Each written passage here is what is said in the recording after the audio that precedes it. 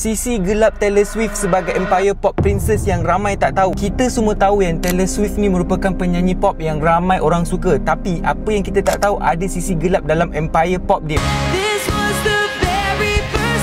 Kejayaan luar biasa yang dia dapat tu bukan senang-senang ya. Dia datang dengan kontroversi dan juga konflik. Sebut je nama Taylor Swift, siapa je yang tak kenal nama dia? Dari album pertama hingga album yang terbaru, dia dah mendominasi dunia muzik pop dan juga country. Tapi di sebalik kejayaan dia, ada banyak teori dan rahsia yang tersembunyi, which is sisi gelap yang tak banyak orang tahu. Taylor Swift ni sebenarnya bermula sebagai penyanyi country muda dan dia terus cipta nama dalam industri muzik.